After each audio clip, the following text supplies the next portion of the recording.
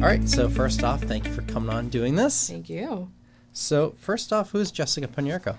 Well, Jessica Ponyrko is a business owner, a dog mom, a wife, lover of the beach, long walks on the beach. I own Anchor Watch Marketing. We're a digital marketing agency located here in Marshfield, actually out of my house, but it is an all-women team, and we work with small businesses and nonprofits in the area to kind of help with all of their marketing needs. Are you from the area originally? I'm from central Massachusetts originally. I was born in Worcester. I was raised in Northbridge, which is about 20 minutes south of there. And then I went to the city to go to school, lived there, lived in Boston, lived in Cambridge, met my husband, and we came down here together. Excellent. So what got you into the digital marketing and branding space? Yeah, so I had an interesting career path. I started working in healthcare, and then I decided I really wanted to do a bit more with my degree. I really love marketing, so I sort of segued that into working for a biopharmaceutical company, which major shift, but still very patient focused. And while I was in that job, I did a lot of like brand messaging, go to market kind of launch stuff, training and process improvement. And I discovered that that's really what I love doing. So that's kind of what I just saw through. Talk about the transition from going from that to starting your own company.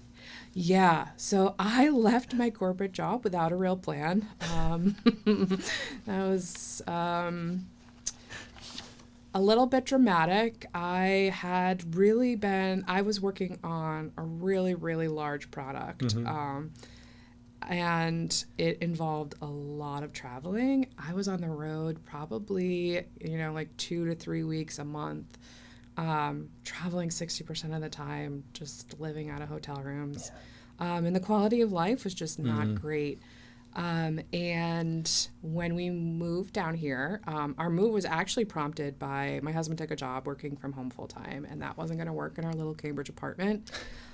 So we bought a house and we came down here. And then once I started commuting on top of all of the travel, I just realized that I just wasn't passionate about it anymore. And I wanted to feel more fulfillment in my business. So I left without a real plan, and I really thought I was going to go back to corporate. It was sort of like, this is just a transitionary period while I try and figure out, what I want to do with my life. And I started freelancing. I didn't know a ton of people. My first 2 clients were a real estate agent and a real estate attorney. That helped us buy our house. And then once I started really getting into that, I was like, oh, okay, I actually really like this. I like not having the pressure of a giant corporate environment and really being able to be more creative with my marketing and help people and feeling so much more fulfillment in what I was doing. And so it felt really good to me. It wasn't something I set out to do. That's how it happened. It's funny because my wife works in a medical device field, and it's very similar, and it's very intense. So intense. It's a lot of long hours. It's not really 9 to 5 because it's very international. It's 24/7. You're dealing with a lot of different moving parts, and you're just one little piece of it. So and it's very competitive. I think it's a lot of type A people who are all kind of working for that next promotion all the time. And it just starts to get a little, I don't know, it's a little yucky after a while. It just feels like, what are we all doing here? Yeah. So on to happier stuff, I guess you would say. So Anchor Watch, where did the name come from? Yeah, so anchors are a really big thing for me. They are really a pretty solid part of my life, even before my business. They're all over my house. They're a big part of my wedding. It's kind of a special meaning between my husband and I. And so when I was thinking about names, I started off with like some generic like South Shore Digital Designs, and then I just kind of thought about it more and more, and I kept coming back to a way for something that means so much to me to bring that into my brand. And what an anchor watch is on a ship at night. It's the person who basically makes sure that the ship stays on course. And that felt so perfect to me because it brought in like my love of anchors, my love of the ocean, and a bit of what we try and do with the business is like, you know, we want to keep you on a good course. Right. So even if you're feeling overwhelmed and you're not paying attention, we're kind of watching what's going on. And then that just felt so perfect to me that I was like, that's it. That's the one. That's the name. And it's mine and I love it. Excellent. So it's interesting with creative. So with this next question, so what's a typical day for you? Because I know in the creative field, it's not, it's all over the place at times. It is. It is very different, but I do try to give myself a bit of structure. I will admit I'm not a super morning person, which was a big shift for me coming out of corporate where I had to be in the office at 7 a.m. or I was late. But I mean, a typical day for me starts with at least an hour with my dogs in the morning. And then I usually, you know, I work from home. So I do a lot of just catching up on emails, going through my day, making a to-do list. I do try to protect my time. A lot of the work that I do involves me needing to sit and be very focused for a while. So I'll tend to do like maybe just meetings in the morning or just meetings in the afternoon so that I can have that sort of block of time. I also work with a lot of local clients. And so I tend to like have at least one day a week where I'm like kind of out in the field, if you will, popping in, doing in-person meetings, kind of checking in with them. So every day is different, but there's always very solid blocks that I protect my time so I can get stuff done. So is there a specific business area that you cater to? Like that's kind of your area? Yeah. I mean, I work primarily with small businesses and a lot of those are truly like solopreneurs, very small businesses, and a decent amount of nonprofits too, actually. The way that I work really lends itself more to that because it's very, I call it like all-encompassing marketing. Right. And that's harder to do with a big team. And so for me, I mean, I especially love working with women-owned businesses. That's something I'm really passionate about. But it's a lot of really small businesses in the local area. So are women-owned businesses your favorite type to work with, you would say? I would say that and nonprofits. I love nonprofits. And you're in the perfect area because there's so many great nonprofits around here. And I mean, the people, I mean, you never meet nicer people than people who work in nonprofits, right? Like they're all just amazing human beings. And I like to say, if I could, I would work with all nonprofits, but I have bills to pay, so that's not realistic. Exactly. So, you know, that's like my number one. My number two is definitely women-owned businesses because I'm so like that to me. I get like nerdy about stuff like that in a marketing sense. How can you get nerdy about that? My ideas start going crazy. Okay. And I just want to do like so many things. And I can probably be a little overwhelming for people that are like, okay, slow down. That's not in the budget. But I get pretty excited. I think it's because you are a woman-owned business. So it's like a kinship. It's like, Exactly. And I think too, like coming out of the industry I was in, there was not a lot of strong female leadership that was like empowering other women. It was so competitive. And I wanted to feel like, for me, I don't want to be in competition with every woman I meet. I want them all to do great. And so I just like, I love that feeling of women helping each other. That to me is like, I love it. I get really excited about that. So talk about the brand strategy process. Yeah. So that's, that's a big part of what we do. And that's pretty much driven entirely by me. But what it is it's a really deep dive into what your brand is. So much more than your logo or your colors or what you post on social media. It's like a deep understanding of who you are as an organization, as a business, what your mission is, what your vision is. Who you're targeting, because I feel a lot of small businesses don't fully comprehend that. They think, I have a women's clothing boutique. I'm just selling to millennial women. Well, that's a very, very vague group of people who have a lot of different motivators and needs. And so it's really getting into the psychology of who you're targeting and then developing a messaging plan and a marketing strategy that helps you reach those people, right, while taking into account what your business goals are. So it's really deep. And a lot of my clients going through that process tend to have like a real aha moment where they're like, oh, okay, now I get it. Now I understand what my marketing is supposed to be doing. And it really just offers like a lot of clarity for them, which is awesome.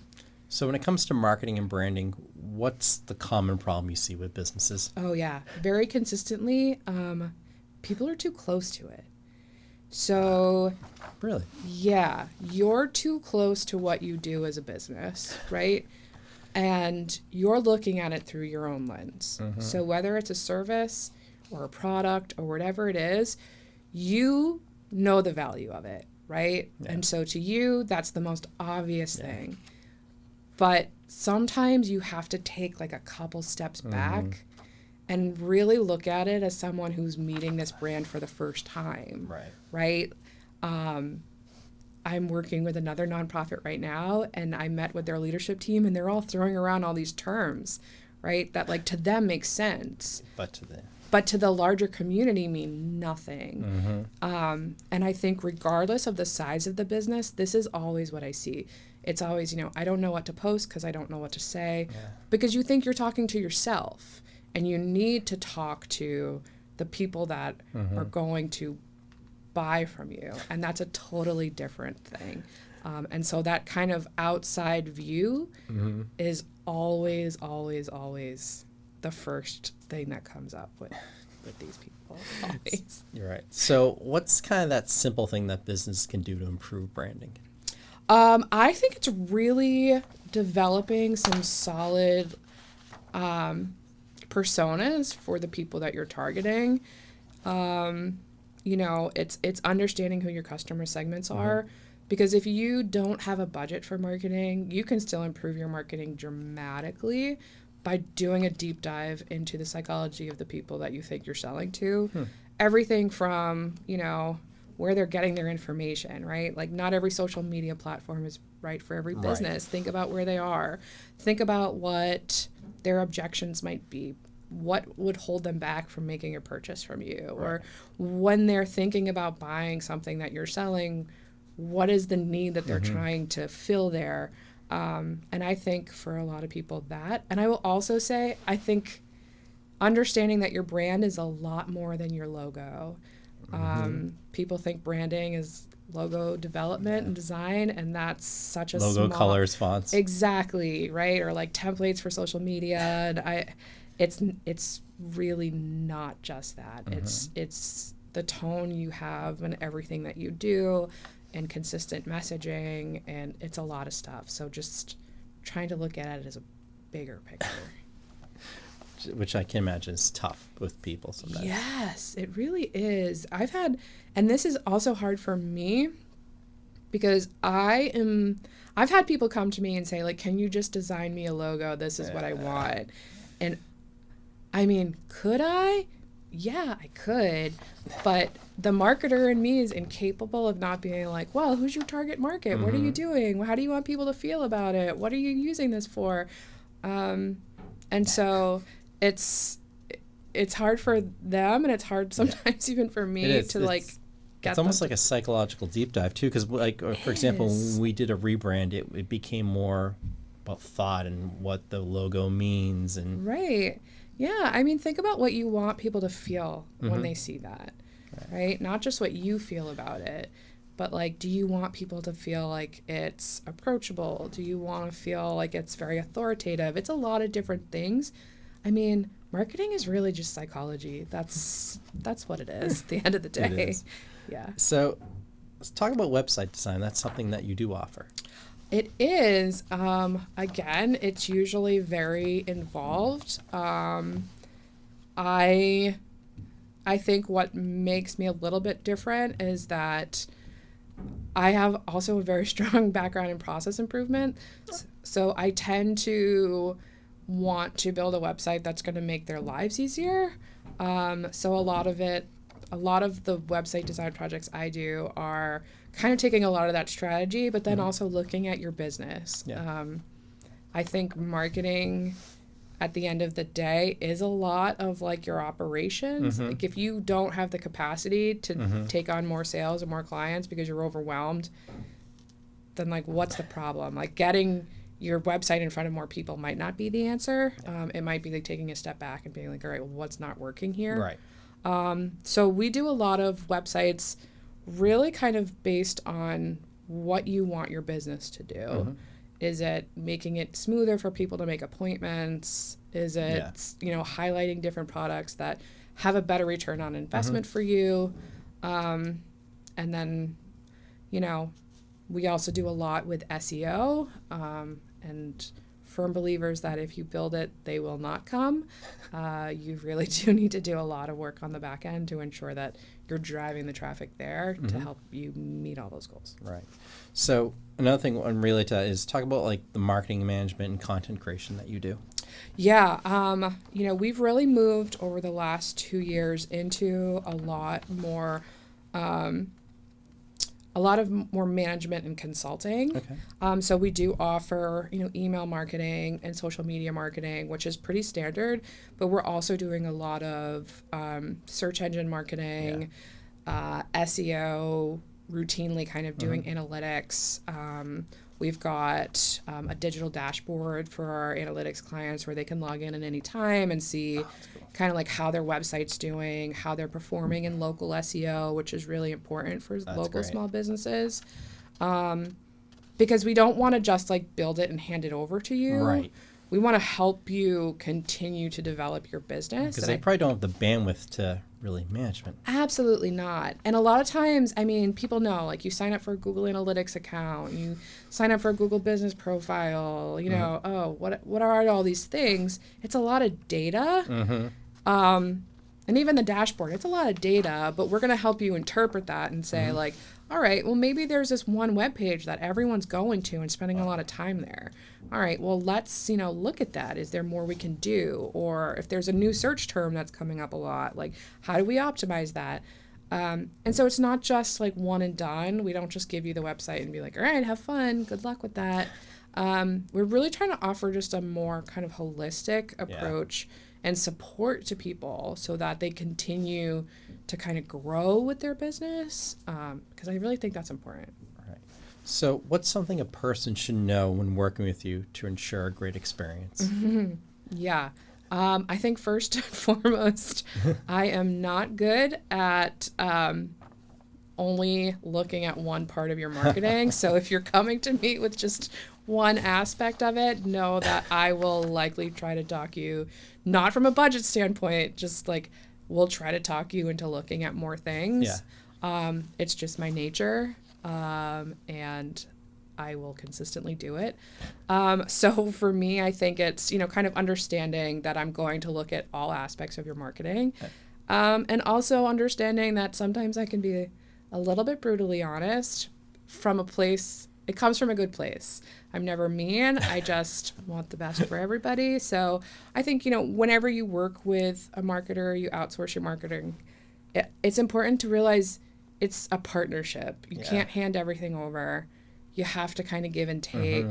I'm never going to be as aware of what's going on in your business as you are. Right. So you have to be prepared to communicate regularly and accept that you still kind of have to carry some of that load too. We run into this challenge, and you probably run into it too, especially with like NPOs and really small businesses where they're so married to the material. Yes. Where it's their baby. They're so passionate about it, and sometimes you have to be like. Yeah.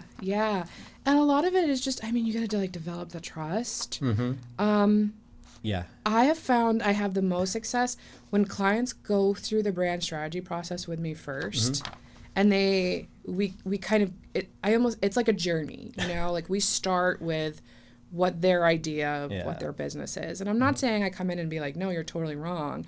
It's more of like, well, let's get a better understanding of that so you can do a better job. And then like kind of once we get through that, there's a lot of trust there to say like, all right, we've developed this together, right? I understand who you're targeting. We've found a messaging plan and a marketing plan that worked for you and your business. So, like, you need to trust me now to, like, take you to the next level. But that's always a tough spot because people, especially, I mean, small business ownership is such a personal thing. It's their baby. Exactly. It's like a child Yeah. or a dog.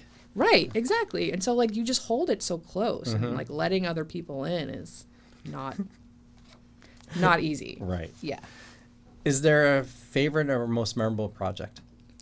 Yeah, I would say probably, I've got two. A little while ago, last summer, I was working with, I'm going to say her name because she's great, Cohasset Learning Studio. Okay. And she came to me wanting templates for her email marketing. Okay. This is a great example. She said, I'm too overwhelmed. I need to send emails out. I need templates graphically designed. And by the end of our time together, we had completely changed the way that she manages her business. Wow. We implemented project management software, CRM, a process for managing incoming students and wait lists and instructors, and it had changed the way she felt about her business. And so instead of feeling just really overwhelmed by everything all the time, we took her from like, okay, now these processes and these automations are in place and my marketing now feels so much more approachable. I was going to say, how'd you get from just a template to... Yeah, well, that's a perfect example. Like, I cannot stop myself from being like, okay, well, why are you overwhelmed with your email marketing? You know, like it started as like, she's like, well, I just, I don't know. It just snowballed. We did brand strategy. We changed her messaging. We updated her website. But it's a great case study to say, like, you might think your marketing is just, your social media or your email marketing or your blogging, whatever it is, but a lot of it is really operations and finding a way to manage your business in a sustainable growth model. And so, that's a perfect example. I would say my other is a small clothing boutique down in Plymouth.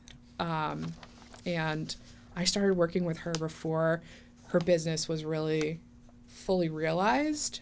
She had a name and a logo and nothing else. So we designed, like a full marketing plan, a full website, and we worked. I mean, I felt like I gave birth to that business too.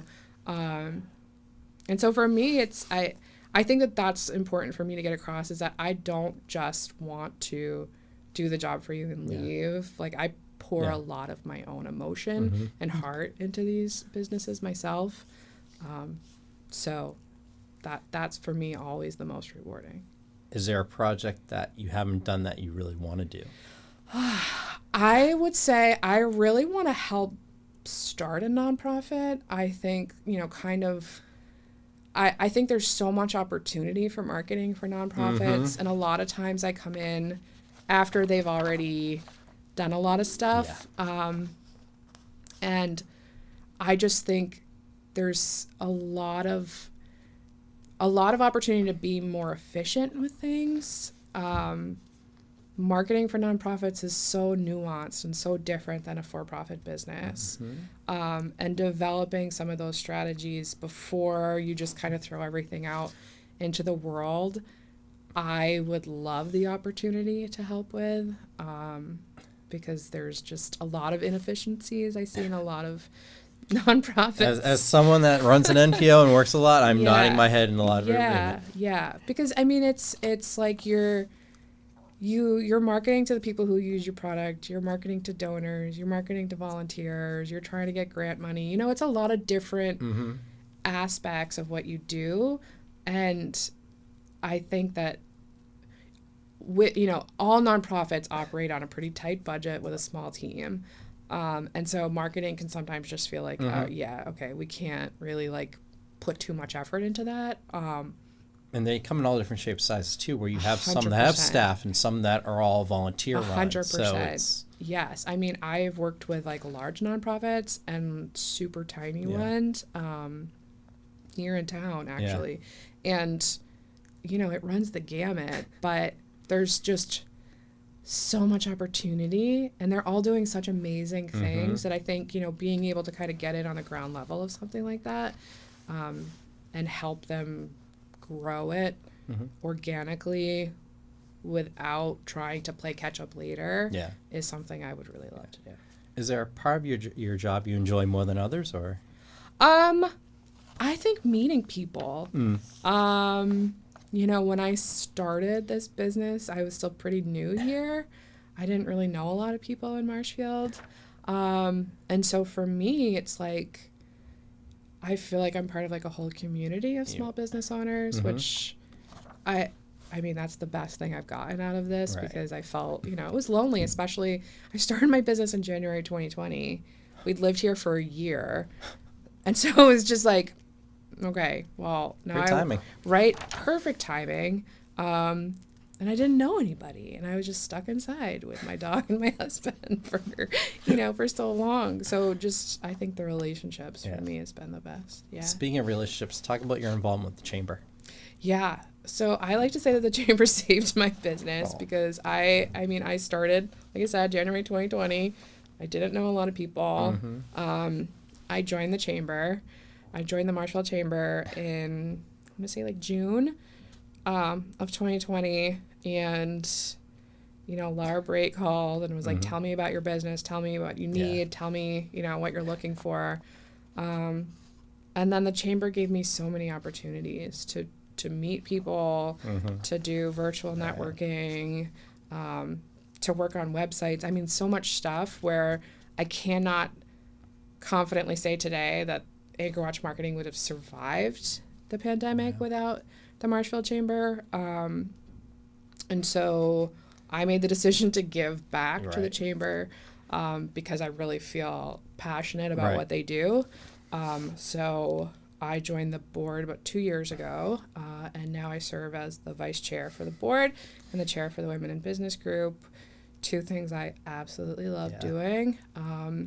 It also just, I mean, on a slightly selfish opportunity for me, small business owners are my target market, and so I get to, you know, it's exactly like it's not totally selfless. I meet a lot of people. Exactly. I mean, I was on the board for 10 years. I was president for 4, and it's exactly the same thing. It's good for the business, but also it's good to get involved, and you're meeting people. Exactly. You're giving back too at the same time. Yeah. I mean, all around, it's just, for me, I love it. I'm a helper by nature. I can't turn that off. So, you know, it gives me an outlet for that, and it's very fulfilling for me. I love it.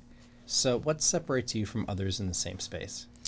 I think our approach to things, you know, my team and I are very, very passionate about small businesses. You know, obviously I have plenty of experience working on a very large scale with marketing, but that's not what I want to do.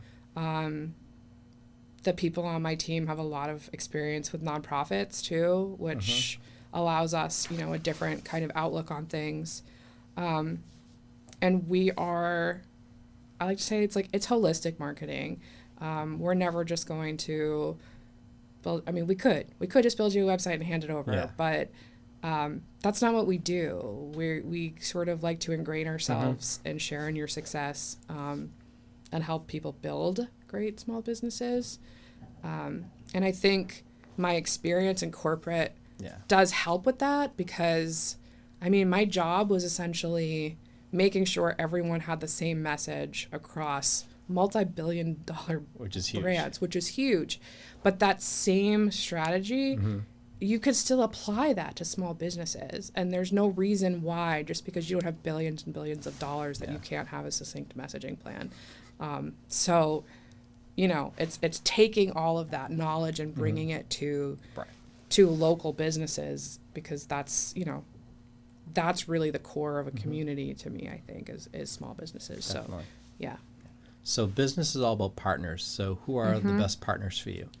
I have a lot. I mean, obviously the chamber is a huge partner for me. I've partnered with MCM. You guys are great. I also really love partnering with other marketing agencies. Okay. You know, I think every marketing agency offers something a little bit different, and not every client is right for everybody. And so I have a lot of partners that I do, you know, referrals back and forth to say, this isn't quite right for me, but I think it could be right for you. especially I have a lot of like female marketing agency owners that Yeah, there's a lot in the area. There really are. And so, Ashley Mason and Dash of Social, love her. Yeah, she's great. Yeah. Former guest of this podcast. Yeah. We send clients back and forth. We also, solopreneurship can be lonely. Yes.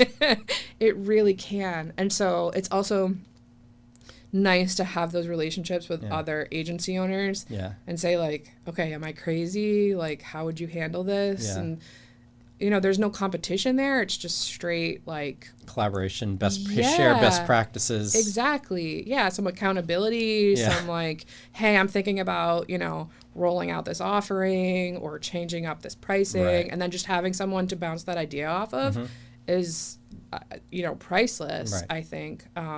So I love just kind of collaborating with other marketing agency owners. Yeah. And their strengths are probably different than yours. Exactly. Too. Right. Like Ashley does a lot of social media stuff. And I literally like send my clients over there. Like we do a lot together. Yeah, it's a she doesn't do websites. We do websites. Yeah. And so it's just, kind of finding those partners that you're not necessarily in competition with. Right. You offer different things and have different specialties and cater to different industries and stuff. So that I really love.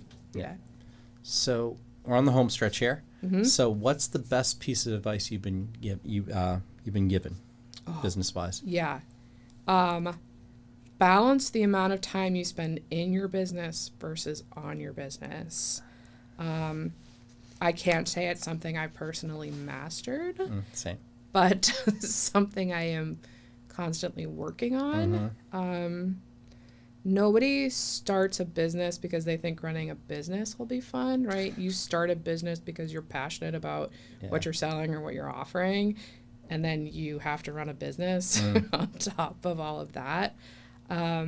So, especially coming from an industry where we had an agency to do all the things you didn't want to do, it's kind of finding the right balance between how much marketing I do for my own business, which I'm terrible about, the amount of time, I spend developing relationships versus like sitting down and working on websites or sitting down and developing brand strategies or working with my team to develop new things, managing the finances, all that stuff still needs to be done. Right. And what's the right balance for that? Right. But hearing it kind of worded in that way really put it into perspective for me. Is like, think about where you want your business to go and how much time do you need to outsource? Do you need to hire? How do you find the right balance on how much you're in versus on the business? So. Yeah, agree 100%. Yeah. Absolutely. This is the question that always kind of makes everyone pause and think for a moment. So if you could jump in the time machine to the start of your career, what would you tell yourself? Yeah, I can see why that causes a pause. I think I would tell myself that I could do it. I think, the imposter syndrome is real.